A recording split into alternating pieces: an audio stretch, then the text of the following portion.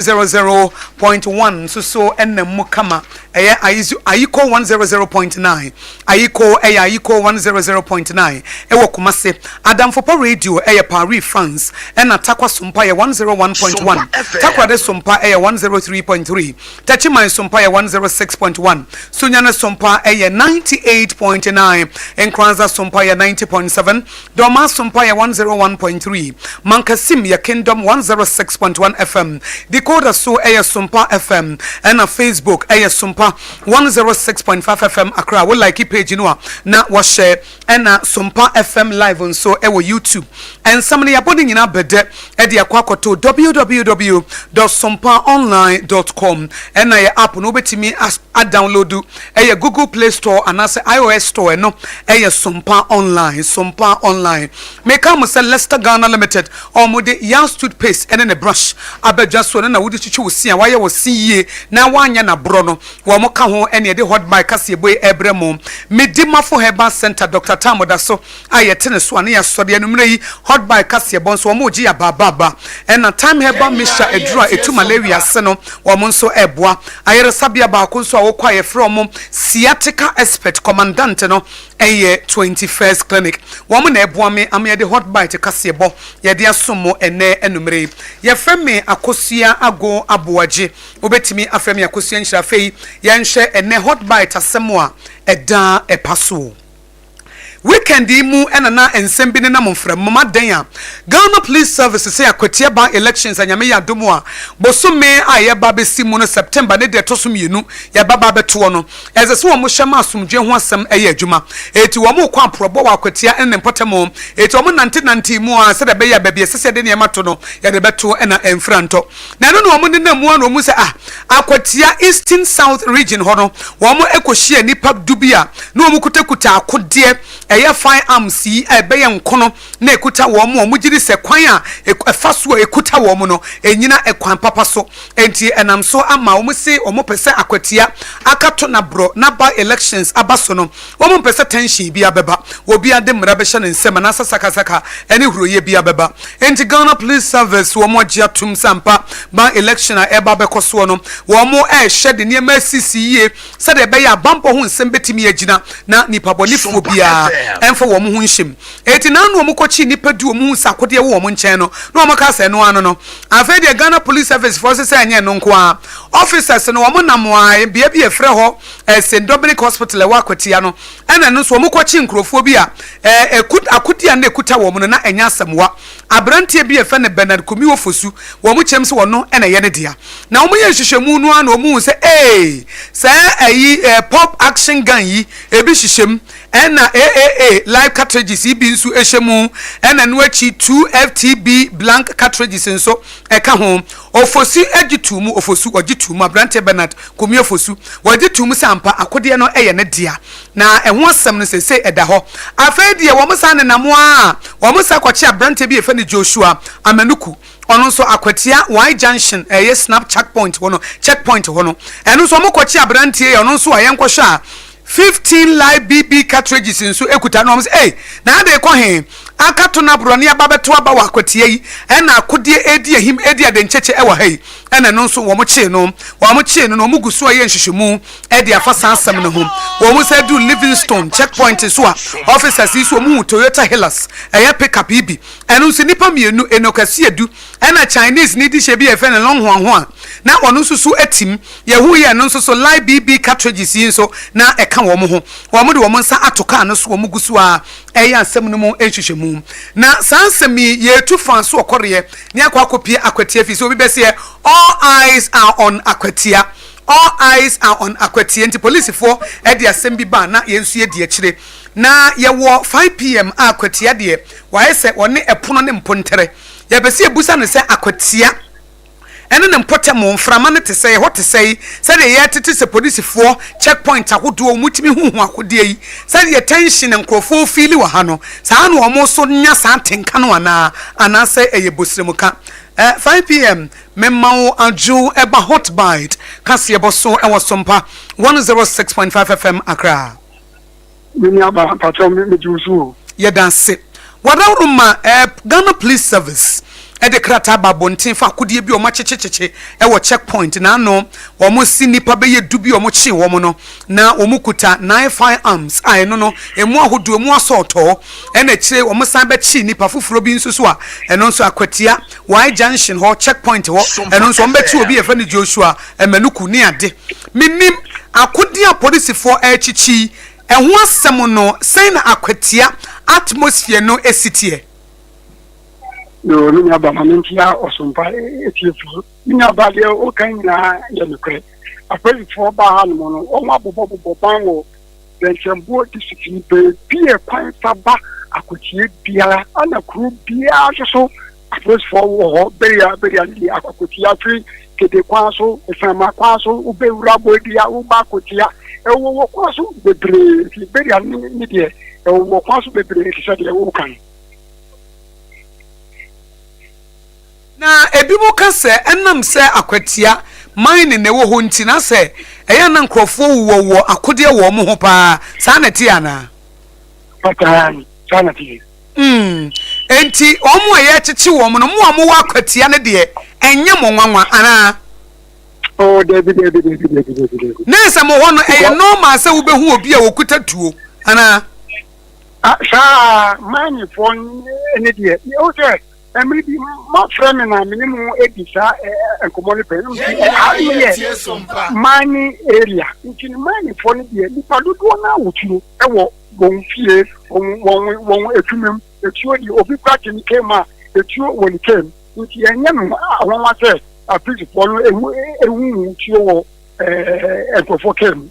nese se police for kasa akwatia ebi o mahu nipa du bi o mahu ammunition bi anasa firearms bi wo mo nchen anasa o mahu we ya mo de mo akwatia ho de eye normal ebi se nam se nkrofo tu ogudie nti na obi wa o tu da ne dem etinye se bi aye ba beto by elections nti na ama etuo edi ehim edi ante adencheche wa akwatia enye za pato sa pepe adie etuo wo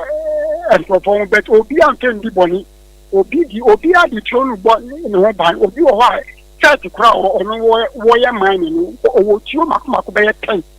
wo church wo no eni aboba enkrofo kura o twa no kota se de be ya an Robert for to me be the gold e bia won tamu Monday ana akotia gold fo ewo be bia obi a pefie nti mo church wo ka gold na no Robert for to me bowra na won achim code eno na ama akotemi bia so na obi oye mani bi ehunya nsa se de bi kwanya Robert ni paso de the gold na say yen so ye tuo wo site ya nti obi wo wa wo se ni site tuo 10 tuo 8 tuo 12 na ewo nti so ye Robert na ba wa se de be ya won so ni wo be challenge kina ma tuo ne bu so han but dudu na so won krata won wa ye chi won mi a madam fo kan ye chino ewo junction na mo kan ye fro okasie junction ye chini amada poka na ka etuete ampa okoyi krata di ba chere owo tuo no enkrata ansa na principal e chere ni ampa when krata ba but ye di tuo na ko police station ye tu abewia bra na da utuo but ye chi ebinum so ana wo ni enkrata etuo no kura won ni ngadiade nese said ya wo kan akwatia ho de ebi se wo show report no kra Ghana Police Service de ba ya wo mu bi nipa bi a ye wo mu timi de wo mu nkrata be kire chese etuo ne kuta wo mu no wo mu license anase tumi krata so mu ebekuta eti bebre na wo mu nkrata na ase ye ba beto ba ni nti na ama ase police force ye ne wo otu afa beto ye tu wi anu Agyeiwaa de enye sa sa ni aba pepe eti wusi nipa ba kwa ye chi no kra no okutatuo no kra wa ya wadamfo wunim no pa eti obi de bunim so no wotuo eti ba cho wutuo wotuo 5 pm Dabi wo de mine no wunya bi ohun the make my pa my mine in 25 years wow wo da so ya na wajai me make my me ya ye kromu a mini aba obi aye mine obi wo ha obi hu se oye abetuma etuma no kan so oye mine 5 p.m. ye ba beto aba nyame adoma September 2 eye bosome nkono ne de tosom yenu na bedwafo ehya bato so the electoral commission say ye mra wunim se ono abukumi a wafiri mu esese enya nenam sini say akotia ba elections ya eba so yi my reports what to say mini aba akotia de eye boko na yebushafo fe yemfi enkran abrochire kumasi bebia asebie media policy akotia sema mini aba na me kwani bebreye twemuka ensemna won ka no edim won inu bebi ko a won nya won information fi because ahanu boko yedi yenti se BBSU then this is me nala apart from etuoturo na won etitiri posifo e ba ye obi enso obi aso ban bonti na won ba ye posifo ye obi alambu ye nemu di okra moto ko yo di okinika ko taxi fo ye di mo obi aton na de and na Monday ye market day kronu enkrofo bem edika ko nkurase ni esamaka ni kedeni esomni ade obi akọ ndi akotia no bibi boni BNC NDC for ye won campaign ye papa jiro de branum ni impelifo ni nam o makosra osiewo achim wenchi MPP function ni nam ye won campaign won so akosra osiewo achim wenchi ye obi ye campaign normal etafom obi ankase mfenti obi aka yenti a yento abampama na candidate any support chere won ko ochiwo won chere yenti a yento abama won lawyer we say na ban na wo power ono na won to mana impuntu juma do timi aba yakotia and before so ye kanta won so chere say ye onabo kumika say oba de ye no eno na won ba that was so ana minus nso hwe say won ni amani ni na aba we na won to aba man ko parliamentar e kwanya aba ne fa so e to ko du free mine for ensem no aba ne sisi minus no won se minus ni kama fo it se won to aba ne ma asomedu na se asomedu ko parliamentar onu na se aba ne di man nse ne bi ba onu mu eduma ne bi suntinu onu so ba sori akasa cheche mu ma aba ne hu benkuma na nifa anade aba ne ya ebe ya bo amani for ne de kodi ba emwa mani for nti obia woni hwisa oka egusu eye aduma anese 5 p.m. de wo kan say ye won kan ha ne ye dede na mo amu akwatie de munti so dogo bi no abe mo de ho ye bokko nkofo ko mu dwa so omo ko ba NDC for your campaign MPP for your campaign etini kwanse esuo na megire se me se ablekuma note de ni nti no ebro mo ye police station be ye dunkru no a NDC tag fo bi ni nipa bi esusi so mo ye NDC fo wo mo ko buru wei ne ma ko so nti ase hu bi abo ama ye tetetete se MPP fo ni bi ka se ne ye mo baba beto ye e wo akwatia ho eno na asa ama nipa bi anya adwidi bi se ene wo anhya akwatia be ye hye nanso mo akwatia ho de bibia ye boko ni aba bibia ye boko sa asem na o kan yampa se MPP for kan se akwatia de ye won sit won prema for be ye basa bia be ni aba na mini dikrani basa bia enko so mintimi ngura mo fidie kese se bibia e ko so che da ye beto aba no ana so obi be ye bibi dia and ye mintimi nche ama wo hwe bible eni niama won de gugu akwanso na ewo krom na ye ni mala but this time I mean mo e kase die bi bie ni wa esi bi bie ni ho a esi se krom ye boko afos for percent pa ye tu obi botom kese uti moto so ye botom sompa ye betu botom bagi krowa ye be biem ye be ye bi ansa na ya moto enyo o se chekwa na portfolio enta won ha won se yansoma won se won ma mechi obi a on sheke won de adwuma ye tre won na won ye ko na ukowu aye wa basem 5 p.m. Sompa kase bo hot bite ya be na se enumre report audi free akwatia ma ye kire ye hia akwatia bibia yes but my memfa asem ba ko eti nto amuso a 2040 abranche bi wo beria na amo kameye okese run about kono won wuchi abranche ni kurawi nti abranche ni hunsa no ojo ye na no yi bi ni na o meneye Ah. Omni and put when we say money, but who need to show the audition? What can you show you on crazy? Also, or minimum. Then it's just a minimum. After that, put for it now. I'm a put for it to a blanket bottom. I'm a woman. A password to dinner said you won't you can't really. A password to ready. And a put for it.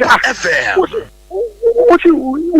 know, a password will swear. I'm not sure. A password, I am Yampa. With the yard, the Hannah put for it. Then the password Yaki.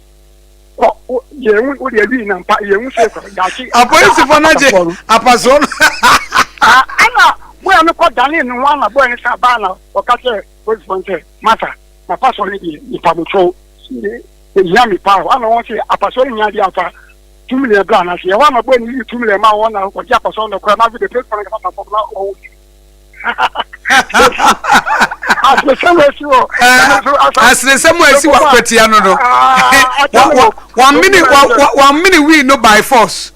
1 minute we by force. But Apasona here no crossing. 200 Ghana cedis na police for the and no you 200 Ghana no ma after for no okay na paso. And I could tell you say we na mate na mo so no yes. Oh, I could tell you, Obiaso, when I'm Croma, Obiaso, and Hoshi, Fancy Chowkri. And you know, we be a bit Pia Lam, the Piano, Yadibetu, or some pay for the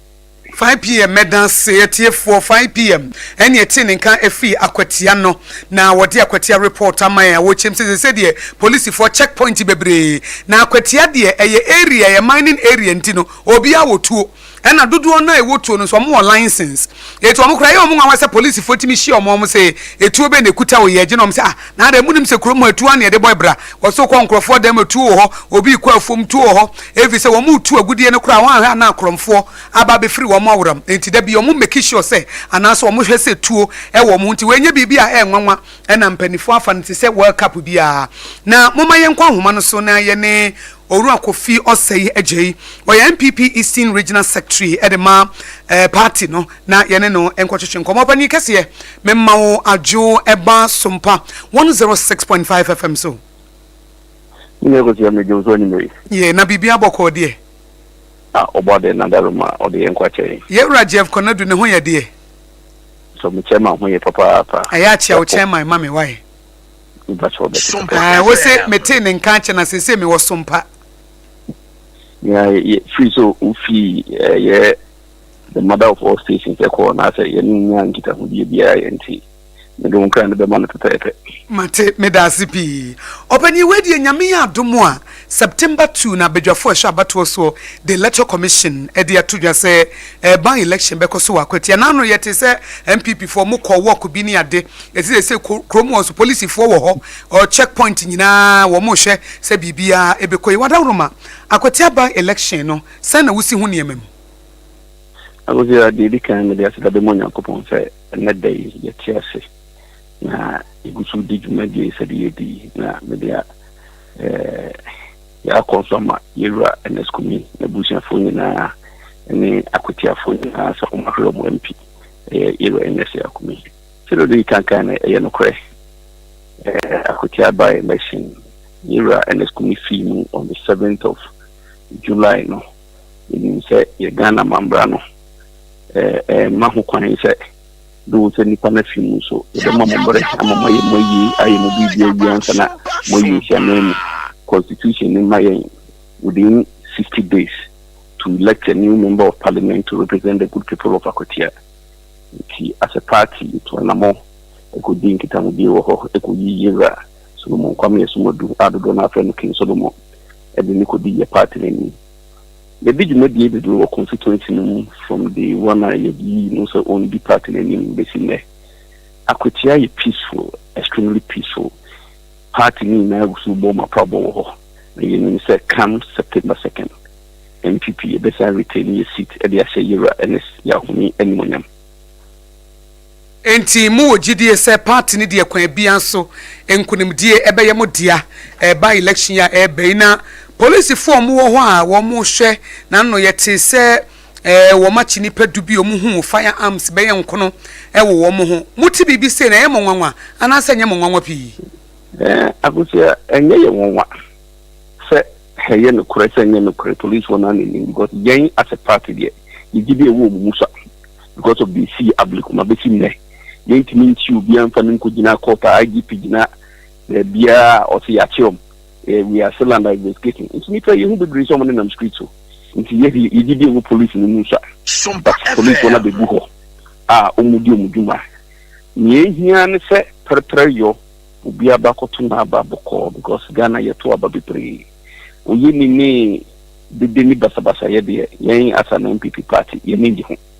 ti so ma begu ha ye mo bakwa aba o mo fa no kore enye adwuma ni nya didi wo mu na didi ni wo mu esa yo openi mami musa we yo ebru ablekuma north police station be ye nkono ye koto abaye nim de esi ye yenim said ye party na MPP fo anya mode enema bi ye koso ye mame ha wakumsen nipa bi ye susu so mo ye NDC tax ba ye be bro no wo police station ma de ho asem bebre ba na no achi no mo party supporters bi kan say mo ntwen ye mo be ba betu ya kwatia mo be ba betu ya kwatia nti amankrofo bebre so se won sha kwatia by election yi mo so mo betua NDC fo so ka sa na tia na say ye bosremuka Akosua ni na ye bosremuka ye de asumdie anepe the people of Akutia constituency in na said mining community bebre no e ya na e ho ndo sa nti ye pese asumdie no mo word now kosi September 2nd ye pese sa asumdie ni tena wa e ya den na e kwa tere obi finifia we ni to we itasi mesi ni to bentin ye bi ya kan bi akoni baby in here to ubi baby intimidate na so ubi baby hu bi ho ye de e pass bi enemy here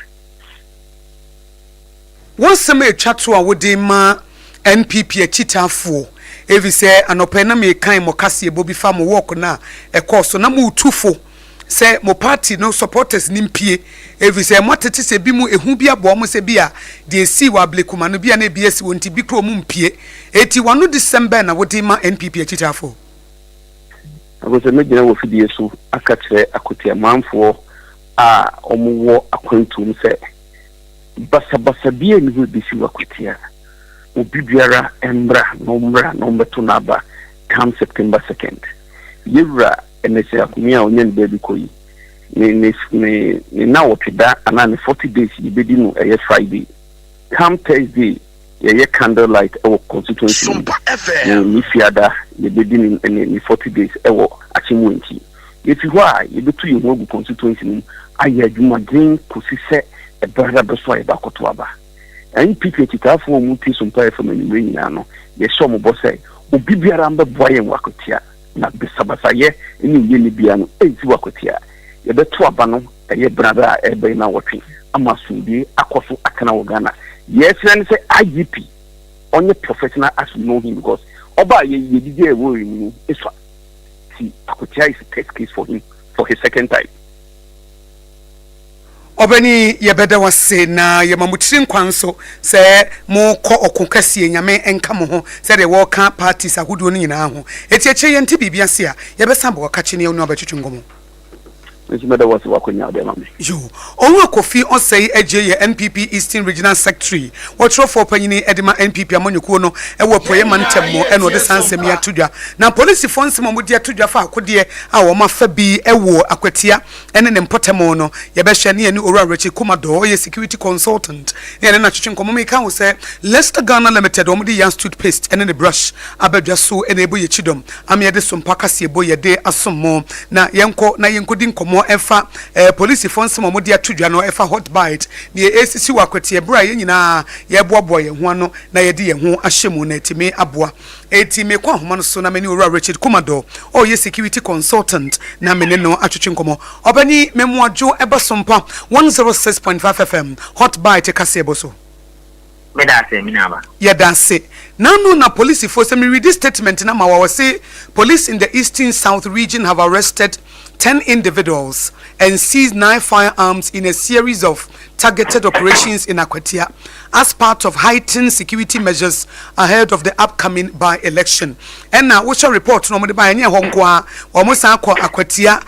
Y Junction ho and also Mukoninia 15 live BB cartridges. I know a obidia. Now, one more muchichi woman do one now, Mutimi at the license, Cherese, a omodia, our mania to me krata any a day. Minim as a security analyst say ye bamba to baby say na area ye say well known mining areas I want about firearms there here ye ni abrante bi ka so mo dem kura e bi hihye ho we no as say a ye problem na as say e tie ni hwa na say enye bibi as say e fa na serious sa. Okay, so there are normal things. Papa police can say Akwatia election or more violence against or particularly the use of guns. And number one, IGP saw person deploy 5,000 police officers to the Akwatia constituency. Number two, and answer number three, what they wanted to do is to minimize the use of guns. And it's a guns near registered, and answer near registered. They want to have control, and they want to have a custody of the gun. And so far, guns no masses, predominantly locally manufactured guns, and a man for license, but still, police is up as all your investigation. Investigation officer and say, has the guns been used before? Who are the owners of these guns? When did they purchase the gun? Where did they purchase it from? Are there many of these guns in the system? Is it a likelihood that people are going to use the gun on election day? These are some of the few questions that Papa Police baby they will ask themselves and ask the gun owners. And then say, Yabuamu for sale. Oh my dim last one, answer my baby bonnie. By a part of police operation. And so what we need to do at this point is to say, sir, police is doing what they wanted to do, but yet in the manner that the rights of innocent Ghanaians are not abused.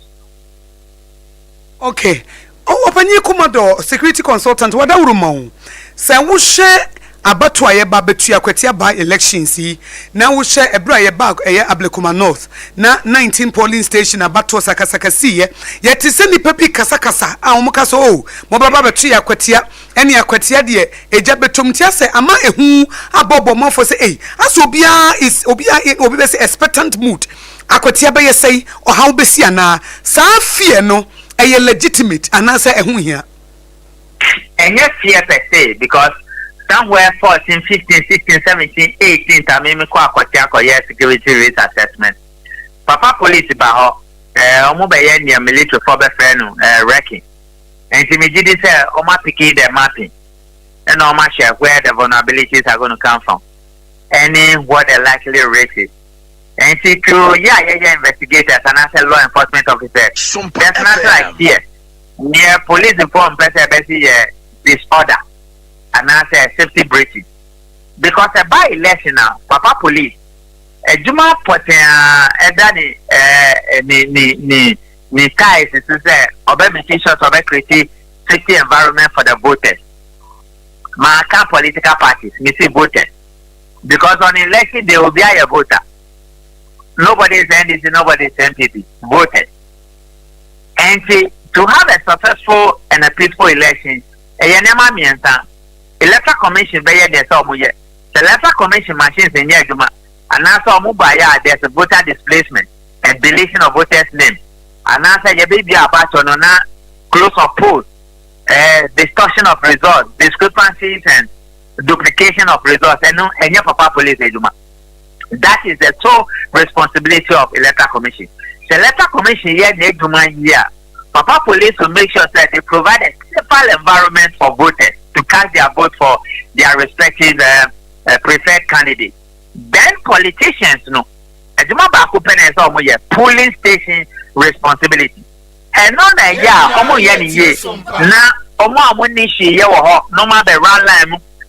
police station.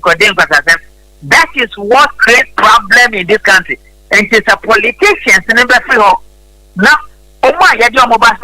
police station responsibility duties the beg mama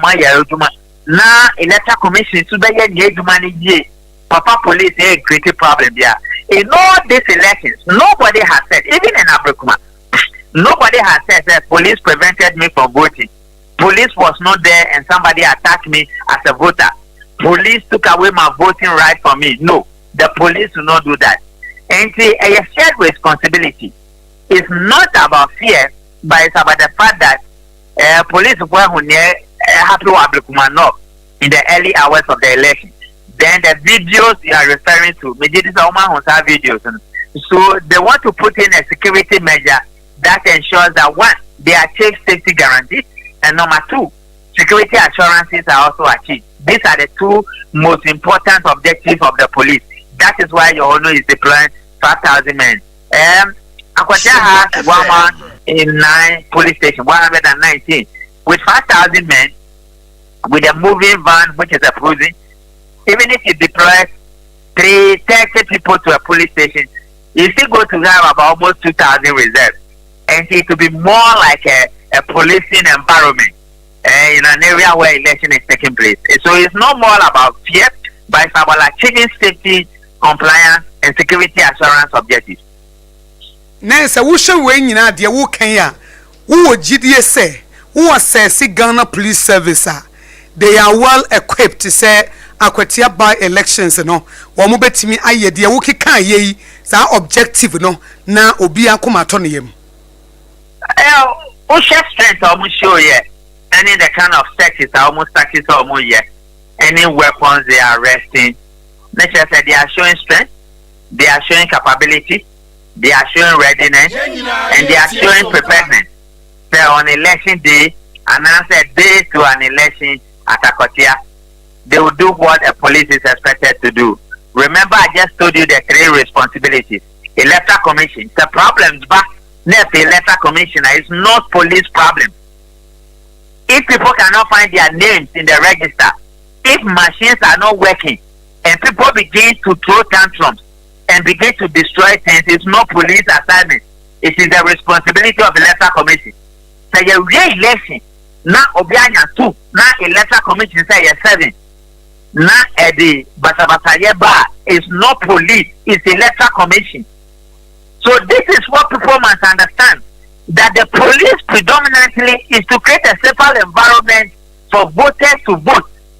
and to ensure that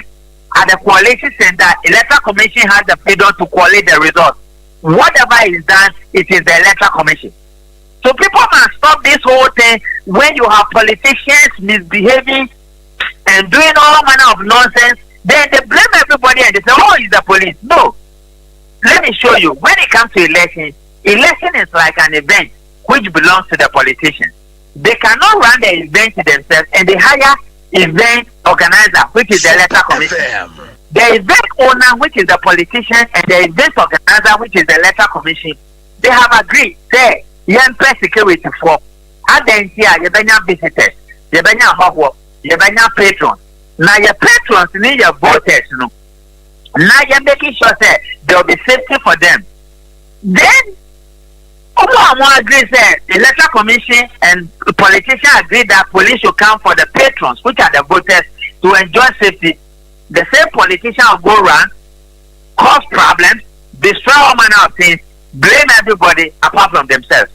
Event organizer, which is an Electoral Commission, will not behave properly. Food will not be there for the patrons. When the patrons begin to shout that, oh, your family line and check, then they run away from their responsibility. They say, Papa, police, take care of. No. It doesn't work like that. It doesn't work like that. No, you have your duty. Who is event organizer? You make sure that you provide the structures and the system for the patrons. Now, when I invent here with you, everything is yours. So you make sure that you also position yourself properly. And as security now fire, predominantly is to make sure that your patrons, which are your voters, will enjoy some levels of what? Safety. I'm choosing the word correctly, safety. In the police, the whole objective of the police is to grant a safer environment for the voters to cast their vote. And make sure that the event organizer put the whole event together and declare the winner. So when we go to Akotia, and you saw what happened at Ablekuma, that politicians break the rule, a voting area, which is gazetted in law, say a designated area, security area, only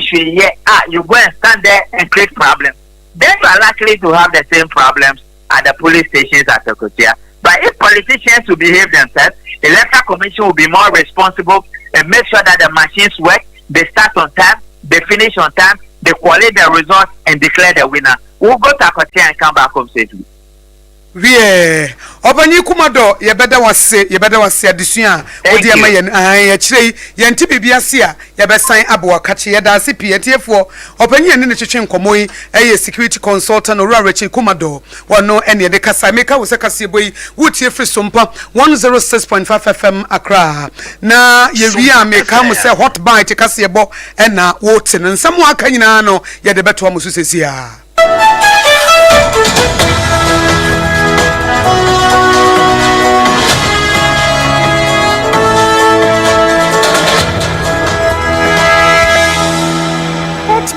Anto aswana Ghana da shimama ya de atwa musui na yakwa dabwase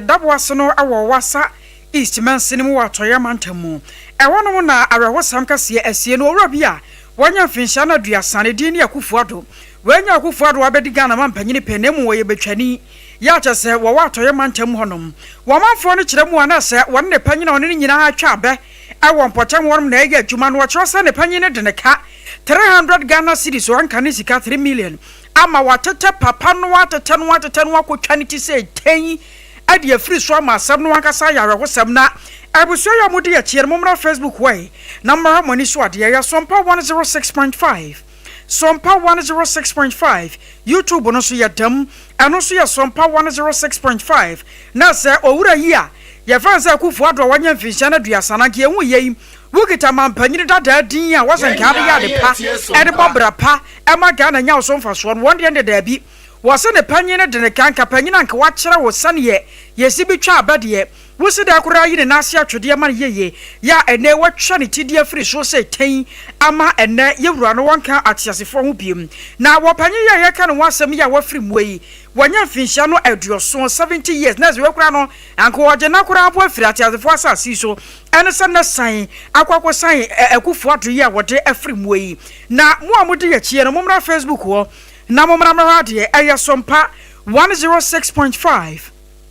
Sompa 106.5 na sa emunsam anagusuata ya etwago no ye bomodin ase ne Beneza Mansukujo ebedi nkomo ade afare wosemu no wabo emu nkyiremu sanse mu awrampa sapanyi pa ya wona ne ya adwuma wonka bi nhyemmuo na wo se panyi ne de wo kanti watwa ne tidie free so sa no ya wase yansaka no a ankoyemmoyi mu ano ya na ne batwetwe nkomo na fe wabo emu enkyiremu sei awre ho nenso eye Sompa 106.5 FM Accra ya bra Facebook ho na de behwe pa kwabrane atimi yi ne yonko tie fi so amana kare kuntunsini ne nyina eda so bi na ansa na no ma memfa nwuram ewo bono afa ho na no nso ye wura kira no nso no ehwemu chese adokotafo ewo ho titiri ne wonum ewo kira government hospital ho no wonum ahwe obi a na womo ne de kama ese enubone pa na wonom fa na wei de ekokote bayira homam ya ba mu a wadi mfinhia dunsia na wafa red 225 ibi asa sabo aso na ekoko wie ne homete na wati na nanom wonse do enam saye so ema adokotafo ewo ho titru ene Dr. Anoche Philip wone Sompa kase enya adaji di nkomo no wo chese ensam de pi wo hopa e wo se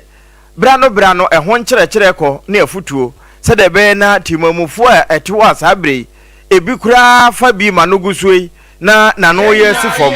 wadom de ho akwankyerɛ ama sɛde be na wɔmbɛte wɔn ho ase wɔse enya ne edikan ni ebi edikan sipen wɔn edikan hwehwe bi mu a ye no fa enubone sɛde wɔn mu si fa no a enya asamoketoa ɛna wo kyerɛ eba ne sa esizi o track ya no de wode home no etimi ma home esizi we nyina kanfua no ebewie nso no emma wo moja ne ni afurusane se de ewo se etimi di afurusane no na ewie nso kura asan so kura ma sabi nyame ampata eyi abafie ama abusua wo mo nka bi nhye mu no yade a etese aba besenkan abusua ekomu wie yɛn to akase bɔ no so na yɛ to so na Courts Control Commission wo mo de nsɛm bi atodwa ɛbɔ amane ɛsɛ wo hwɛ Ghana mabunu a enubɔne a ɛkɔso na sɛ yɛhwɛ na yɛtu aseɛ na Brigadier Maxwell Mante ɛbro wo kasa na wo bɔ amane ɛsɛ nɛ red ne namu enubɔne bi ne namu ɛna ɔmanfo ɛbrɛ ɛnɛ maburu na nani ayɛ sɛ san wagye ne ho baabi anye enubɔne ɛtontontonton no monten so etibra so se wo man no yɛde nneɛma to baabi ɛsɛ sɛ yɛde to sɛ bia emabura wo mo seye enam sɛ nubɔne no yɛbɛtumi etu ne sɛ banche. Yes, we've been doing massive education across the country. That's why we call on traditional leaders, religious leaders, and everybody in this country to help, because it's causing a lot of damage to especially the young ones. We go to the secondary school, the universities. It's so disappointing, to say the least. And so we try to destroy them as and when we receive them. We try to do education. All across the country, we are everywhere educating. But that does not mean we do not also arrest. We arrest as and when we find them. So we've gotten some reduction.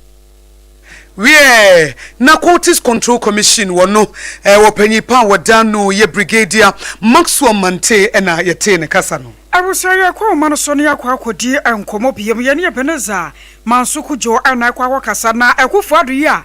watwa ne wurati ade afiri so se ten ya da yi a ne wurade ne ka 300 Ghana cedis nti wo so ku ne fra chazefo asasi so no yankwa ne yakwa bo ho nkomo eban majoy mejo so mini aba wasami de mu awra mo pa na aba no sai yankasa ya je se akoa kum ne wurai yo mami fanchi afama watiefo ene wahwefo hina anwumbre so ayo sema wo kan dabo si wasa ismo kini apartment hanu na akure bi a ewo papa bi a wadi ifie no bioson mienu 72 years dey opening cop na abe na otwa odi apetesi na wafa abrante bi a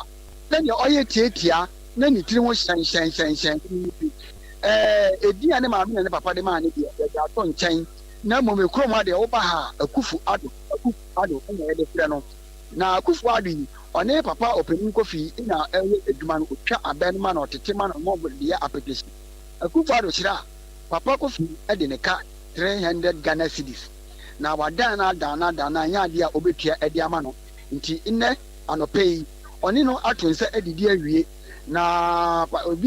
obi a ne ekura so papa bi na ni efura na oka omo ho omo papa ne kira ne ni efura ne kira o che yane so eja ne nan na o te se Akufado o de edua e de abo papa ko fiti na o da ko ngoro wa ta kan na o twa ne ti no kohwe nti o te o so o je yane no so de o te ane se papa ko fiti an se Akufado nti wu kumi apa Akufado nti wu kumi apa Akufado wu twa memene ampara Akufado wu twa memene Sompa FM ono papa no so kasa e mai Akufado te se o hye yane no so a nko de tua no ho nti ne yame ne edi no ho afofi a ama wan kasa o hwe edi ono de ne afura nde ne ni da ho mpo na o de se kan ate ne mi mo twa na se ono o kasa ma Akufado te ya nkan no so okokun nti ase me o aba not just ne wura ne boni din se Akufado wo twa memene ampani ampa wo twa ne mene na firi so papa na ni afura no ono ya no so ewe da na kiri wo baabi na Akufado na onim se papa no ehye ho enti odi dia bo papa no tim no kofi ni tim oto fom no ofa se kan no na odi twa ne mene no kohwe no ina papa na kofi na ye twa ne mene no o kire se Akufado nti wu kumi ampa Akufado nti wu twa me mene Akufado wu twa me mene wo hwe 30 years ene 72 years a papa na adepani a odi twa ne mene enti e ba se sia no Akufado no wawai mini asisi a me da ho gina dabo ase police station sisi a me no ka sei anopa be no duba kunum ena me ba hanum sei de Akufado bae na Akufado tema oye na odwane no nkopo se he ye tie Sompa e me moto no ebo no ma ne to foma ye di ni ba police station no na chese we prepare ye panti sisi a ina ahanum dwodwe ya papa ni nkopo no obi ni ma kofi a ye di na che kalem se ne ko hospital minia ayara ho samu abusua momra Facebook ho na mahra ade na chese na ne da ho pa ya na ho na santamu anu wakuma wura na sa no Sompa 106.5 Sompa 106.5 just betwani a woni ni wura eye adwuma ni wura de ne 400 Ghana cedis nti wakum ni ya ama asem na kwakwa ya asefem se zesi ano hospital wana wo modo na ekọ no a police fo di akire se nyame ya adom na akufo ado no so ne woto no wo mbasa so de na babie mu ana media me enimbre ya sisi ya na omodination na ndie si wa ha no se ya dia boys no omu hu ni ntema police for na use omu intelligent ankasa boys no papa na busuafo ni na kogu kare kwani mu anim ho nti omu hu ya ne se omu aye fast emu de na ahye kan mu a kan no so edwane pa nti ya ni gane ya de kwanti ya ne ko hospital ku va do so se ne mu so no ya ne ko hospital na mo no hoto na yednaba yedna so ekogina asemdi bia papa ne de yedna akopem achiri bi yedna ahye yo Eben me no wase ne wama ne bo ya wodi abasom ya bo so we Ebeneza manso kujo ene yeteninken ene entama yenko sunyane kira eno ewo bono manta no mu na wono mo se emamu ai na wo mo ko red competition o ekoko wie ba ko adi mfinhye dunsia wo fa red no makonkron nani na ye hrete a doctor for wo kira ene ye ma na oxygen wonsom ekowie no entime ana ne bode stella no banche woti na nanom wonse do na sade ye honsam tie no Dr. Philip Anoche wo ye clinical coordinator wo kira government hospital ho won na betimi aboye mu pa Dr. Majoe ya menia na mo hobo KODIE ya me adom ko na miwura de ya mu hu no ebinie yase ba mu abi mfinhye dunsia wafa edubone ready biama waba be firi mu yayaya sende mu nsamte yo mame fa akonya iso na menchi etiefo nyina se omaje bre na omoteye asam na se de moten no no kre mea kasameni msem na abranche bi be mfie dunsia na omodene ba emergency department government hospital na ebra na hwa na namde bedu ya de na waye memra na home no entiso o kapa no ho a onte waye semi conscious na me take the history no me hu say omo emanche na echiso no yo madwene say omo baka rare challenge wo say bi o ha emanche ni bi tika say ye ko apple challenge ye ko ebi abanku challenge ebi ya ko rice challenge ya chedi obetumi awe apple dodo anato obedi anka dodo we de enye diane challenge ye red ne ye chedi obetumi anom dodo enti ono no anom baako enkono na ema ta to rentam no esi ya bon so desa ye de be pie aya sabia eya samo enti miwura de tete se no mo de o ya pomuden hwehwemu ni ebiasi pen ewo mo nsem baby when the edikan kra ebiasi ne esi ya ne de no enya red eno so nipa no eba ya no ebibi fofo na wafa eye marijuana tofe wono so di baako enso na obepia ya rekabia ho no no ya oba in fact na bottom akasie na me dwen kra se bia nkonko bi na esi ne so na me die mu a me ye me hwehwe mu na me hu se wodi wi tofe baako enso eye ne sa na red ne de eno no de dikan a eba ho miwura say ye tofe no say ye red no eba na sa ni nsunsanso wo nipadua so ya dodo na nimu nti a wo mofa kankuma bi kire na yemfa wonsi yo dear insusanso kasi a red no edeba boni da ka central nervous effect respiratory effect central nervous system effect no say wadine no eba suppress wadra dama the way ni pa obesi adwene adesi so no eba brain afi wo sa adwene no so ma ekuta ni pedua no bibia akwa no so ba home so ba ye de ni nyina gyina adwene mu nti say brain adwene no afia etoso mienu sounds of respiratory system effect. Ya home no, sounds of a breath home acid. Sounds of insuranso ya kuma so. Sounds of breath akumane jumano acid. Inti a branch any bedu ya no. Na adwene no. Ejo no ama no saa suppression abra na se na home nso no obi ya de ya obi dey fa the pulse oximeter se home no entitu a ya de a check hwe de ya home no eda ya check abranche na home no na onam 60-50%. I was saying that the only idea 92% and above. One of the another not share back there 50%. It's not a brand home and nothing. Now come on and so a Juma na Asian na and also no a brand nothing. The force no very low into a man in so not journey na for me and na kuma so. And not the man or the free mono. Dr. Philip, Sam komo we no. Je ye said pa doctrine enti bra ewe ni mu yenim se ye bo punu mu abeje enso hot bite so no na ya sha ase ente na etimi abo ase ase me na wase nwumire no bre okay so da wase pi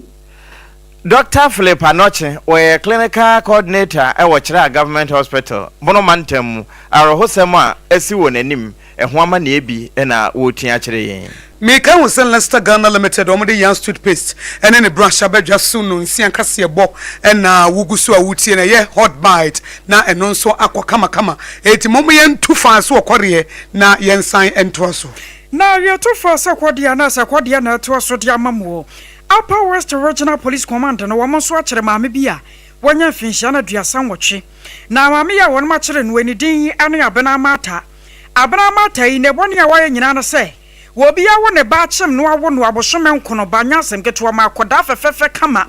aya woda yarasa bia o ma amehwa no no eno akota bi akora no dasa wodna dwane ana savana mantamu ana posifo de ntetenteta akwakodoa no de afiri honom na posifo won mo Upper West ekire mu ana se August 1st ya wasana abosunda ne dikan no ana complainant ne yefra no se Miss Coffee in Wembere wono no de baba to aposifo anim saja se wo regional hospital eya August 1st no a na wo hwemu asabra no wo ye no na maami e France ma abena no so anasa abena matai no no so wo no bia wo act as caretaker e wo patient bi hu a wo hwe no enti wo di maami nta e hwa akoda no asanka maami ne beja na to wo ne na kurom wo ti do wo no wo di akora ne koro no na osana abusunda na to so edu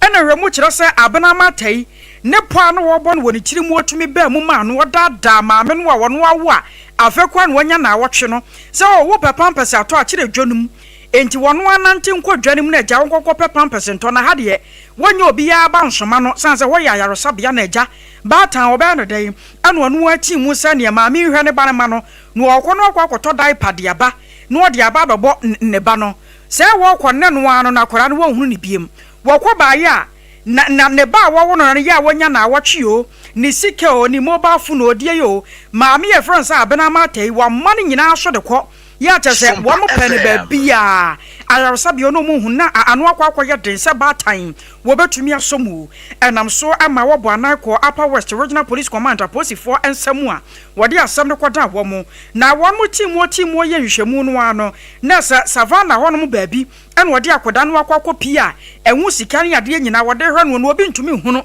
se na sabio wo pebi na no wonyaw se yo eno de aposifo kire se emprempren ya de nya de a wo betumi akire mo na mmomuo no enhranka nyame se bra wo mkodu na sakoda no ne ho ba bi ya nkan ya wo te ase ebiem maame ne mobile phone ne sika awodo ya maame ne sesae ne nyina no wo nyame ya dom ama won magisa ne ma ne nyina de afiri maame nkyɛn ya se bere wo na kwa gina mu ewo wa district magistrate court ena no dwada no na ye kase court no remand no ya wo mo kyerɛ se nyame ya dom a September abosunda toso mienu na sa akwati aba election ne kwaso no ano no no so court di na sem no wo kyena bi wo firi mu fia wo de bɛyɛ adesuade Sesi savana hwa ni yegina na awreho sam fofora apie ogbanyiri eno no ewo solar tuna kaba mansenum ewo savana mantanum enso ne se nipa be se enum ya wo mu nyina ye mema meka se wo moti nananum wonse do emu nsia so aprepre atropa enye asemwa ni nyina ye asasesem homa nsotwe eno ne nam so akwakofa sairo hosem yaba na Jima Joseph one day woda so kura ne ye kasa no editu dwa kire se atututu no gusu koso ewom se posi sadom no aba ma ehwo adwo ye nipa be se dumienu aprepra de nanso Etro ne nyanyae enyo okra na Jima Joseph chire mu sei. We saw people running helter-skelter because of the fight that erupted at me. So I took time to run. Fortunately, where I reside is closer to the police station. I saw women and children just lying down on the floor. It was an eyesore. I couldn't take it anymore, so I also went off the scene. It was very pathetic yesterday at the police station when I saw women and children carrying their babies. Others were crying. I can't even say they were not men. All the men fled, leaving their wives and children, and that's one thing that touched my heart. That I pray it should never happen. So we all pray that we should have peace in Donjala. Enti eno Jima Joseph one day wo hwabi eno de amane etu ayen se awianu mu ho bra na ye de kase ne bre wo no na nipa num na na ati na nanam won so de sei ahura dudu ya etu no kura guso troto nipa dumienu nso wonu meprepra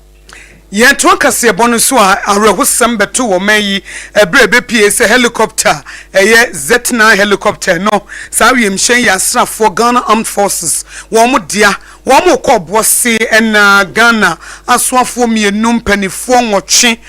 ni wo mo nyina to ya ema ya awrehusam ye no awie amanam so Ministry of Defense eya so ye bambo so no wo mo to abadwafo bi se wo mo hwehwem wo mo de krata babonte de to Ghana fo nyina nim se hwehwemu no wo mo ahyase e de fa Z9 helicopter no a crash ye e wakrofom e bra na enam kwan so na e ko oboase no na hwehwemu wo mo ye mpanifo chem se National Security Coordinator wo panyini a board no wodano no no e na e che wo mo members ni bi so yi de fi Ghana Air Force e de aba Aircraft Accident and Incident Investigation and Prevention Bureau of the Ghana Civil Aviation Authority. Woman so ka home. United States of America for woman so ewa abedwafo a woman be US Air Force no investigators na ebrano no woman be nan be ntientia wa Ghana no woman ba beboa wa sanhwehwemu no emu board ne se obi owonim die bia enya de be yi wo kan ebre se fatemu no ye beto nsa afro na wonso de wonim die mu do na wo de baba beboa na mpanifo chem se 6 August 2025 awahusemo esi ye ma Z9 helicopter iko crash ye ema nipa free mu ya no Ghana fo nyina eguso ye charge wo nenso ade ba ko ewu mu kra esese ye hwene se esi hu ne kwa nam so a eba ye na yetimi etuase investigation board no enhwehwemu a ye de amo so wo munye no enam akomako eduasa 30 days ene ye de amo wo mu a Ghana fo nso edi akire krata yi a Dr. Keselato Folson wayam Shebejani and now face acting defense minister no de nsa ehyasie na economic and organized crime office your company for na ebo amane yi wo mo kyerem se fra fempem ye no ne aduonu ye no 2022 arbapem sasaya ye kasaye ane yahye ahoto binum wa Ghana fo ebinum wi a ye free kwati kwa so Canada mamu na wode be piem wo ma Ghana mu no aban na timi abompempa pa ya wona Canada aban akaba kyere mu sebra ye kasaye no wase yahye no makomako a 300 ya wonu sa ba be piem wo Ghana mamu no emu makomako aduosia 60 de wo mbetumi akaza sa hye ne nyina no Ghana ban agye ya won ma hyase ya woye mu hwehwemu na yoko legal officer Pabru Sam wono anane santrofo edi nkoma wo kyerɛ so wo basere pa sa ɛhyɛn awiawia no a ɛkɔ so wo ma Ghana mu so wo bebe wia hyɛn de afiri nkɔfo ma so no de aba no ɛnya de a Ghana ban show mu a wonia obɛkɔ no free yani FBI any Canadian police class no you say 300 cars na possible aba Ghana but 60 cars na yetumi a recover yakɔ court yakɔ akɔje nkrata a binding in South so a ye de san afọ puso akoma ni ranu mo amenoni brand ni say wukọ ye Criminal Offences Act ye hwehwe asemu a mbra wa Ghana e kire say obi atombra no wukọ mu a section 146 wo mbrebe ye friend possession of stolen goods enti say ye hu say car na wutwi no car ye wie no amanoni ye da afọ puso abana e wo ho a de wentuma nkire say wunnim say car na ye wie a ende enu bekokodina ani ado wa kwagina wo na sa wanka so akoyi hu an wayi aye legal officer Pabru Sam ene Pabru Sam kroya na ekasai wo se enema bi wo kai frama no ne ba edu ba bi ana ye toto no ho ye no ene se iyoko legal officer wo bie so e de akire yen ene ebusa ne se ebi ne de wo he no wo se wo hwe ka no we nyina ye de na no na kwabena moa wode ne namu ewo US say wode prison ho car no $4 million ewie ya wo mo fresh atawale wo ho ekotena yoko office no eno nti na wo bie saa asemi so edi a kire yen se unye ho car no se de ne bo tie ewo amanone na se obi weka se wo to amaw na ebo na efo dwene ho mienu ebie ho nkratasem se wo ka se wo mfa maw na wo titinitiri ho ana wo hwehwe ne ho a eno nso na wadwene ho mienu ansana ewie kura wahwe ka no se baabi ntitin ahwe no bibi mbobom a wohwe a ebia na eye mmoba bikura na wo mo de KODIE bone na wo mo de dwane ne nyina no wo mo ani de akira eno nso wo mo hwehwe yewura sam sei no wo ka no obi a person talk first na also you say also we hear some basic research also ubise mu check akra anya woko garage ba ku mienu bia obehu say oh car ebia Toyota Corolla na opesa auto ana F150 na opesa auto ubisa mu a obehu say market bo ni yesei enti sa woko na car no ya ton bua eso eye kitikiti wa dwunu me bro so say e fododo a na wanka so wehu say eno ye one of the red flags say car yewia na ya dia for poso abagana ewie na yese na yeko no nso munya chi ni pasha ho a beli amode tu ni tiri so ya na eso dodo na no nso die ntia eno wo be che se wo hwe abonafo emra wo mo hyehye ye no afi apem a henkuna duosia no a ekratafa aduasa se de eka no nie but also mechanic say woko embra ye di adwuma wa ye on brebe fe no Criminal Procedure Act say there are 3 kinds of bill. Police inquiry bill say police tiwa police na nkasa so betuma mo bill na second one no ye bill pending trial say ebo kwedu no enu kojina court enu court betuma mo bill and the last one ye bill pending appeal say court ka say wudi for court ka say kode jail na one ka say o pese wo ko appeal o betuma ka say oh masem no me ko appeal me hwe masem na metime dibim enti court ma me ko fie Mr. Pablo Sam no wono na ko yeko ho a oye legal officer yo yet waswa na eno no Leicester Ghana Limited omri ya student president brush aba eno omubo ye chidom na Ghana Revenue Authority GR4 edia tudwa se eka omanfo di wo mo etuo mo ntuaye no eye 47 million Ghana cedis no 2023 no ewo mu na Public Accounts Committee of Parliament tenase ena sansem nyina epie ye enedai na Commissioner General Ora Anthony Kwesi Sapon ebe pie wo mo ni no obo amane se Ghana Revenue Authority Graphic Communications Group edi wo mo ka esom 3.4 million Ghana cedis eno achigi hokofo distilleries no wo mo so de 2.1 million Ghana cedis ena tema oil refinery so tall one more 136,000 Ghana cedis and ochem say management of GR impede for that GR no wo mu busebusa mpanifo no mo stremu say sika ne ma enu nti na ma eka no aka musa no and ochem say wo 47 million Ghana cedis eka no a eda ho no a authority no so ye the value added tax no ye VAT liabilities no mo ntuaye no esum 116 million Ghana cedis a ni nyina ye ka esoso manfo na wo mu chem say Commissioner for Domestic Tax Revenue ora da pentin wono energy sansem ne tum na wo hyebo se GR4 be yo mafamu die biara na nwumako ni titiri aban nwuma ede wo maka no wo matuatua ntentem abasa hare so ene mekatante wo de ayadwuma. Tax indebtedness state institution is one of the challenges we go through as an authority. I think anytime we come here, this has been a topical issue that we go through. The story hasn't changed, and most of these state institutions are owing us. The issue before us, Madam Chair, we've just recovered 59,000 out of that. So we still have 47.3 million of this amount still owed by the state institutions mentioned in the report. Thank you, Madam Chair. So, Graphic Communications Group, out of the eni eti yi Ora Anthony Kwesi Sapon na obi enu obo amane se ade ba ko hia GR4 be ye ne se aban nwuma wo mo de ka no esi etimi hu kwan be fa so a wo metua na ma GR4 atimi ayadwuma so ne adwuma den. So it's a big challenge for us when it comes to revenue mobilization in the country. The challenges has to do with cash flow from these state institutions. Some of them mentioned are having serious cash flow challenges. So as a result, they are unable to honor their tax obligations.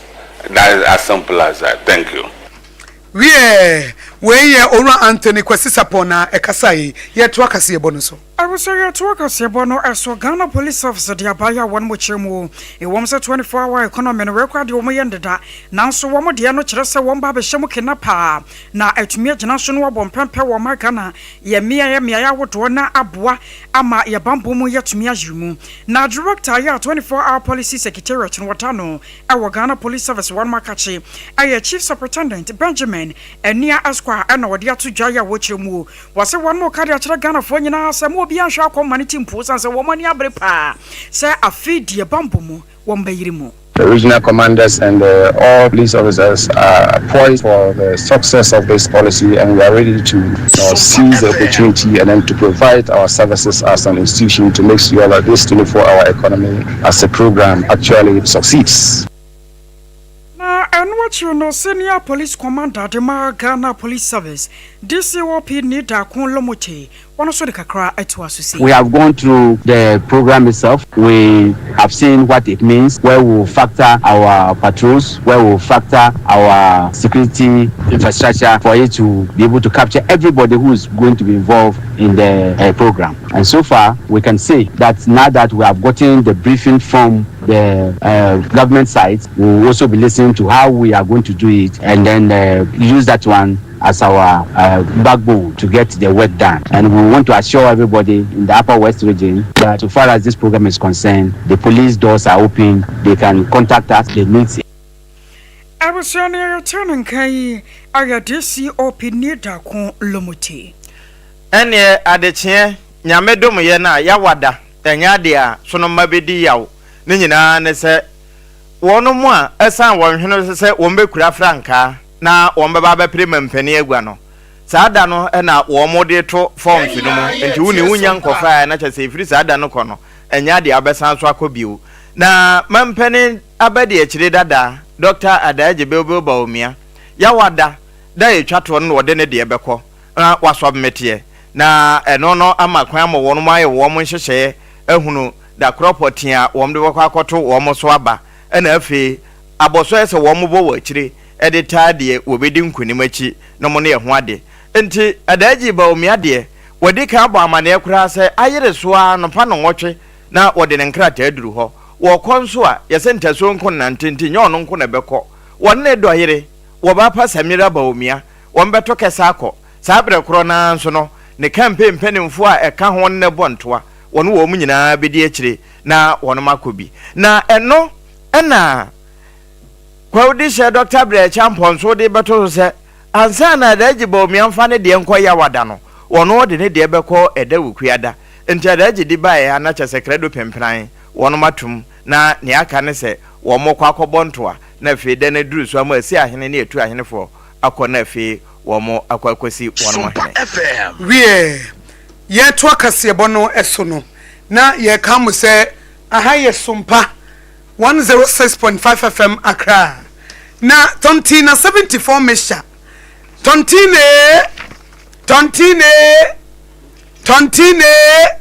74 mesha ena demu no tontine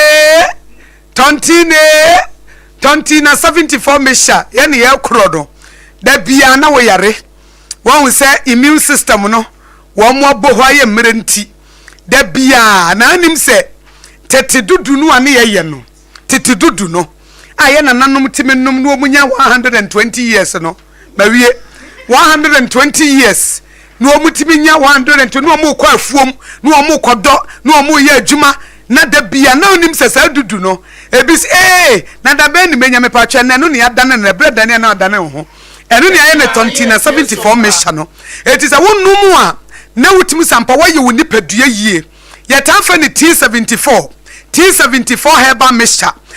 titi dudu no aye nananom enum nyini kye ya wo manyare da enenem nante ne mabawa abada bia na oyare mibusa wo se ba bia wonu osisie no tontina 74 mesha esi ho ana wo ye sure se wo pempom den meso ba bia wa paki wonu asi no a wo mu anopa no akobi o me fa me nuro no me ba to wo hye ho no T74 ni bisi ho anase T74 ne binsi ho ebinsi wa na menye sure se wo mpom di hu hian ese se wo mpom di hu hian wa immune system na wo ya sojafo no mu nipadua mu no a wo betimi aye adwuma ma wo no enka wonfo mu ni agro na eduru a wo numu a immune system ne ti ase immune system no wa emre kura na wa sore immune system no so wa toba ha na nkenya bia ba no eye 74 mixture eti no omo num 74 mixture no yare bi te say blood related diseases, high blood pressure, chronic wounds won kwa de ekurotowa enwuda ena da bia ena mi sugar kwasoro ena menya kidney infection ena mi liver ena prostate enlargement na anim say yare bia benya ho a na kire say immune system no ena ayemre 74 mixture no immune system what siase etisomuwe enye nwanwa uko kaishi drug lay ho a wo bi adu 74 se wudu kumasia asham colina heba 74 T74 eye simple anase wo de frɛ na se mate se adro bia ba ema immune system sere adro bia ba ema immune system gina na so adro bia ba ema immune system wada na wutimu se he wogiregyina yie na je wo de ye fa ne 74 mixture anase T74 eye 024 6073498 024 6073498 and 0501668 931 0501628 931 0501628 na with them 74 mixture tontonte na yedem na yeko yanimo no na meka wo se Leicester Ghana Limited is mi musa wo se wo sinegu wonu mu no why you so total their friend total care no wo dia total wo care no wo simu a anase wo ja wo sinu ana epro wo ja wo sinu ana eyare wo ja wo sinu na da bia na wo dia wododom na ekuro wom ena me se esro no emu hyehyeme ena me tachere maso ya brown ena me didi kura nya me de na wonim sa wo sinu wo tachere ma na betimi ma aduane aye wo de enti Leicester Ghana Limited Yas toothpaste any Yas toothbrush no say wo de chichi osia na wa ye wo siye wa anye wonu mu abro onyame sinu wo de ma wo no wo hye ne yie etinye toothpaste bi akeke Leicester Ghana Limited de ya busuan nchemfa ta wotse se omu di product bi aba pa amerikatante abasahara so no akwaje wo de Yas toothpaste any Yas toothbrush no na wo demu ankasa eti Yas toothpaste ne brush ne de wa manfo nyina ye ne o toothpaste ni Yas toothbrush Yas product Yas YAZZ na say Yas toothpaste Yas toothbrush no say one cran no afre 050 161 9588 050 161 9588 and 050 13 90338 050 1390338 na wo demo kama na obianim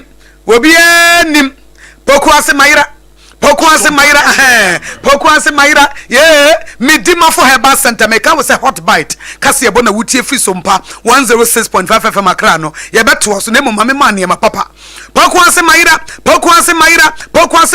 midima for herba center pokuase mayira ya boy ensesen Dr. Tamo da so ye de Tamo to yare no so na yetu ne se banche en watna ho na wo say o ma me ne o papa ne wo baby yare stroke and one more yari stroke into away and one more shadam and me di one more shadam wo bro me dima for herba center wo me so fa ne bra na sa wo de ne ba ayaresa na efese ye benya wo adaje na wonim environment ne kura sa wudu enfra ma be bo afa ho no yare wo nyane kura obejane pokuase mayira me dima for herba center Dr. Tamo da so awo the time ato yare no so enye nwanwa Dr. Tamo da so se mani mema mo pa wo yenko na se wo pa wo yenye okapre yenye odama wa wawie no no aba beda yase wa wawie no aba beda yase eti krankro yare a wafa konya tena so no osore ya no pa no onum ti Komidima for Herbal Center Dr. Tamodaso na won to asie ma wo yare biara wo de bra a doctor for ne nurse for wo munima djuma na diabetes ni prostate issues no na ye trauma wo kotodwe no a won nante a no wachia no Midima for Herbal Center Dr. Tamodaso na pokwase mayira wuduru ha wonyina na so yare ne de bayira eti no 0244 774 282 0244 774 282 and 050 7215 050 072 7215 wo kumasia agogo Dr. Tamoda so so nyame ene yaresafo ya homeso dabi ya homeso ansa twen na kasia boni bebregu akire Akosua fabi ma kodie tuso kodie aboa no wotu a jai wonnam wiemu seya na fatoa so na apam so fabi mra Abusoya toa ansam no aso na mra bi atwom mra sebajani a na wojina ode mo manfo a wo asen central baton peso so ro Canada kompre ko Japan ye kase bapai wode abeto jachrom se nyame yadomo wo kwada de anim ye wasana abosunda toso aduonu so na ne forms no wode wa akoma pipi mpanyifo akere sa no kwa afedie wasinkete pa ya wababoso se wono so behwa na franka tuni di bra na waprebi aduama MPP sanse wo hwemu pa no a ene yade empanyifo kuku dam na ko yero aba omi edi nka ko wakoto franka so ansi aga ewi akere MPP na nso nti wono ankasa so no ho ahwe ahwepetatakrem ama mpanyifo ya wono ma hye ne nkom nyasem keto ma ehun se wono kere di wo hene Japan no se kwa ba no se MPP amanyoko ni yino se wo mra meto frank afama wo mu a eni ejai jese nyame yadno 2028 no ankasa aba no wo mefa ne fala na wei aye ne boafo sonko yewura na wode sansem wanyina atudwa na wobo emu amane ya kyerem se sebre no kwa no hwemu pa no a yewura Kennedy akompra ko Japan no waye krado na waria taso yie ya omanfo nyina hwere nim na nso nti yero akwase kwaten ne x wano mo kwotworo guye no ene wode taso kyerɛ sɛ ne fans nyina ni na kyie ne nyame yatom a wokuada forms ne wonhwɛ na wonfanko na ɛwɔ sa asɛm kro ya mu no ana panipa ye bana mamuomu a wabene mu Dr. Paul Grave Boakye dankwa ade atodwa ɛkyerɛ sɛ de ma MPP amanyoko di ncho 2024 nyina wasenya bibia ntia Dr. Alhaji Mahmoud Bawumia no ankasa ne manfo yi ni man ahase enti bro kodu ye ne sabio na no akwa ye hia magana fokura no mumpere ni mahwe Fuado in the 2020 election had about 35% in maybe Upper East, Upper West to John Dramani Mahama, who had about 65%, even though he lost the election. In the 2024 general election, Dr. Mahmoud Bawumia, who hails from the region, it was a very, very keenly contested election. He had about 22%, a massive decline from Nanado Dankwe election of 2020. We're going into an election again. We are putting the fact out as a test. We've done election in Pusiga, in Walewale, in Boku Central, in Navrongo, Boga, in all the most populated and I was your panipa para mamu mo wapene mo Dr. Paul Grave Boakye dankwa. Ene na mekoso aka wo se anwumre wutiri yeye na yeye nhwehwemu hu se malaria nkwa na etewo so a uhia time herbal mixture na Dr. Tafreja oma time herbal on tafre oyade no emfammawo na mom se wo bi steam meal no time herbal mixture ene capsules ya anwumre ba bi eto nro bia ahyeta ho na medo kotamale tamale na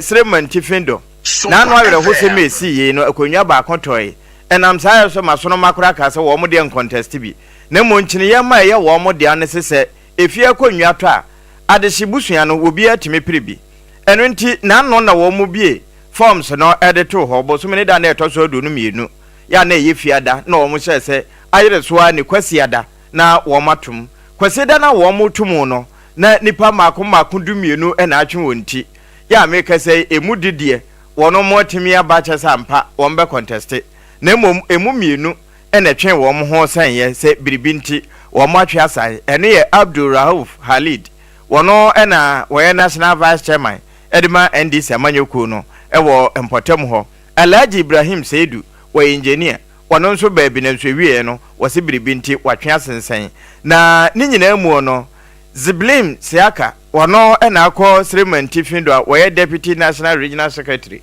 edema NDC amanyoko no wo chese enema nyina akọ kama ya wo mo wi a sese de aka akire ne se omboko akoto so aba na de wokotie no wo beka kire wo mpotem ho no ye ne di nkomo so from the contest, no. Baku the lawyer Hamid Abdul Rauf, National Vice Chairman Edma NDC. And Baku no so Sidu, also drawing Kakra. And also reasons now, Edma and say, Omanya the TSA, Nipa be brain so apake form no. Nipa be shift fortune apake form no. But Omudie, Omusi and Pinu. Eno yekoti ebeka ni awo Clement Fedo ena enwumere woni edi nkomo ye gina no so ne ada ye ho tie waje aboafo nkrato ye ba de aka akire ye de beto awo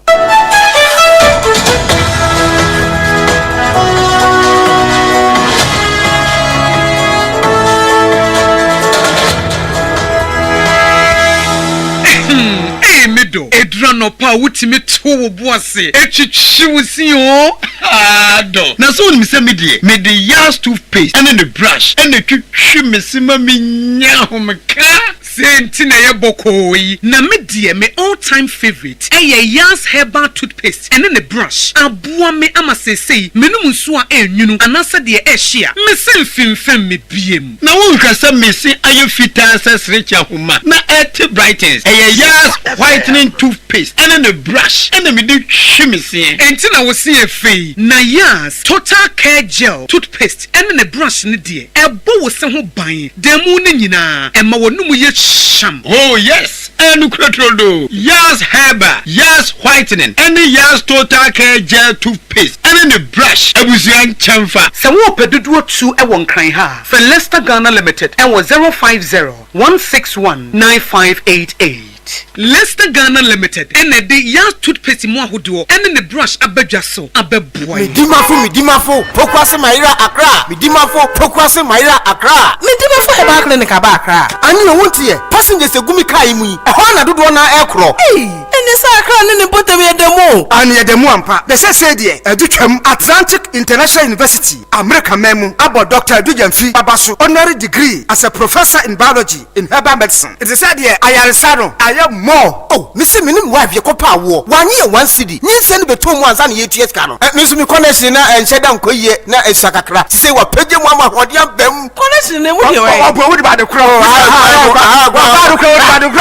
So, Consudia, what found small. Just say, I did you who any dear Siano. Yaria B.I. Tatia, or Dr. Tamdaso and so. Diabetes, hepatitis B, prostate, hypertension, malaria. Yaria B.I. Kumasi say, oh, opposite government school. And then Krahanso, Abapim. Our Pokuase Maira Kwanoso. For the doctor 0244 774 282 and 0500 7272 15. Midimba for Herbal Clinic. Wudima for Newa. Kweko, minim sawaye she. Mekwa nane. Na so ebony showa embaso. Mane honsepeno. Ebony condoms comes in different flavors and available in all pharmacies, chemical shops, over-the-counter shops, and pubs. For bulk purchases, contact 055-230-0075. Ebony condoms, Ghana's most pleasurable condoms. Make it worth it. We got peppermint, strawberry, vanilla, chocolate. We got peppermint, strawberry, vanilla, chocolate. It only the view is a condom. The condom will you then it's not on, but double dose got as a condom.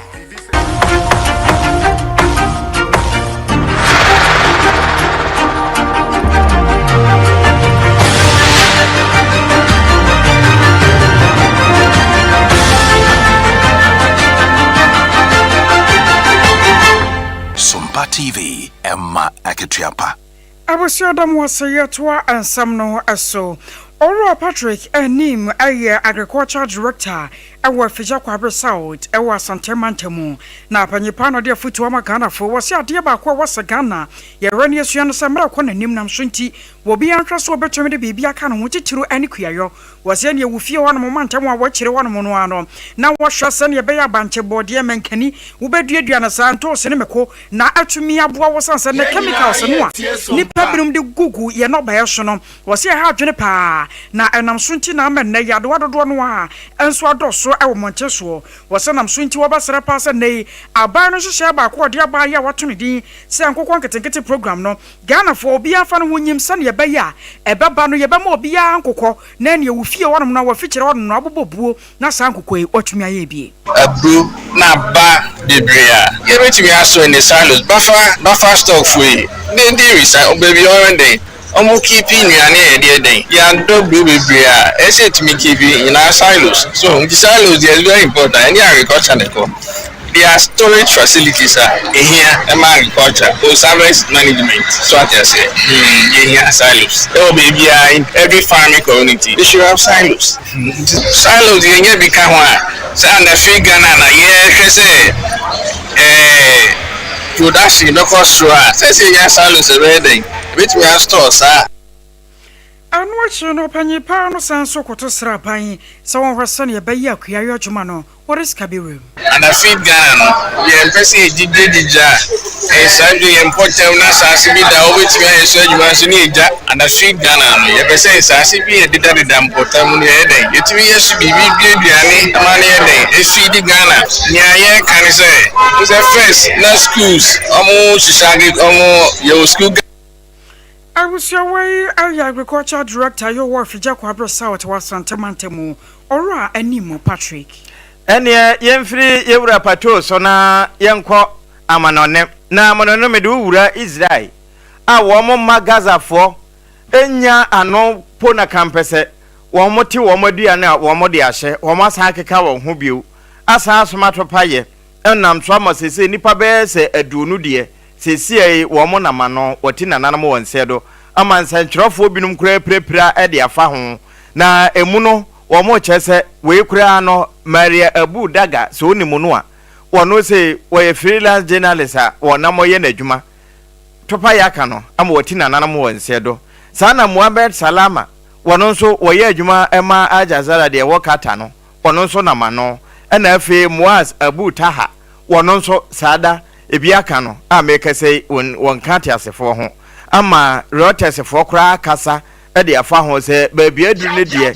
wiase nyina titiri ni UN won sori o na se be wi na won be hu de koso wiase ntinanse ntwerofo entokwa no wo mu di akira meka sei ebinom ati nananom e won se adui enti ensentwerofo be se enum de ebetimi aka de ensesi yembo se wo mu ka ho enam Israel to a woto edemane e wo Gaza mpapre ne so no kasebo no wasi ensema de sum wonumrei dedi makotire no ebini yakoforo hosam adifia toyema ntamo de baba sum akufodo ya wotwane wrachi ade afrisu sada ena yeko sunyane kira emamu a wo moko red competition 16-year-old boy wafa red 9 amwati nanan mo nsedo Ghana Revenue Authority hechiremu wo de to Public Accounts Committee anim se abanyuma bebredi wo ka eto a wo ntuaye sanso na yo companion force de ba yo tire se ashama akoma ko hasan ya Ghana fo wiaye de free Canada man mobile no emu 60 de won matumi akwaji eno achi ye ko sremanti findo chini ye ma wo moko tamale central by election no wo mu yedu mienu de atwo ho asense na emu medu aboboso eko na Ministry of Defense aso ye hye bamboso abamane se Ghana helicopter na crash ye wa kurofo mu a na eko oboase no ye to abedwafo bi se wo mu hwehwem na wo ma hye wo mu dwumadi ase ena ye kwa amanone Israel fo keka wo ho san ko Gaza mpepere so no ensantwerofo makomakonum wo moti nananam wonsedo aka nipa duunu a wono mu wiye no ho ye kam se kasebo Leicester Ghana Limited romudi ya toothpaste ene ne brush abedwa so eboaye midima for heba center eka ho ayaresabia papa ene no achi 74 mixture edru eboa immune system na malaria so de wutu ase na time heba mixture na wanya na kasebo yi etu fa se wokore no ene sanso efa Sompa efiri 106 106.5 Accra no na enam Asantemayagye atum headquarters 93.1 ene Kumase ayiko 100.9 so FI ewa Asantemamu ena fe yakwa atoye a takwa 101.1 takura de 103.3 na afiri ho na oba be bofa bona eno do ma Sompa ne 101.3 na hinkro ye yesunwane 98.9 Apoya from 106.1 Techimai and 90.7 a young cransa decoder no so near Jinaso. Sada and our comanke Simudia near Kingdom 106.1 FM in Fremantle and Anamabuano and then watchino sompaonline.com and sending in a yabobody aquaco to Facebook a Sompa 106.5 FM Accra and a Sompa FM live a YouTube a Hona Wajen Chireno. Ye kan ye firama wo na ye rajin chone banas Clement abana so de nie was ye match so Sompa over and over and over again since Sompa de always the best na wachia Pastor Reverend Michael a lawyer ana ne yere Pastor Elizabeth wono so a lawyer Jesus word de no wacha chima na one more na na kwia mo aboaten so de nie was hwe emfa woni ye wura Kennedy ne Brian wo mo form so mo de ko nyina chi no mo nyina abasa aka se Dr. Baumia ana ye nipa ya yinwo piaga so de nie was nyame yadma kwatie wo be ye blue MPP na Edison ba obed no so Sompa news ye dom papa keke Akosua so de nie kenke house anod ne de free no so news ne de dam wo awo Akosua American town hono a na ye chia mu nyina papa afa commensa plateau anso de nie was ye mfa politics ntonchen ewo na ekoso pa wo to obasra IGP ye bibi kakra efafa hwan na nyoma enkoye ewo oman mu Isaac Damte enso de nie was wo free pokuase na wo ben time da so was madam Akosua Aboagye wo chia wo ye papa nyame wo nhyiraw Samuel Kwadwo wusunsu de nie was Ghana besa ye biemu NPP beba enhye ne bekoye nana mensa ke wo ba force yetase Ben ba NPP Samuel Jomo Justice Owusu Achembuadi ene won mom kaka hu nyina no yada mu nyina mu aseda mu ase ene yabetana sekin kan semi eyeme Akosua Agyeiwaa kwade boaten mene triple A ejapia apam dada ena Akosua ago Aboagye obetimi afrem Akosua nhira yes na ye the third service we no ano no na nso ene demu no yes sorry dear so Sompa ye ya nwanwade na ye nua bema Prophet Mangode no the third what the third service no na what the aba na wo wie ye no na sida nso 9 sida fo nso wie ye no na hour of hope and hope hour ni na ye pe ni na ye hope ni na ye hour evangelist boate no no so aba evangelist boate wie ye no na fei sofu solo at the last service no aba ko so tie Sompa 106.5 FM Accra yada mu nyina se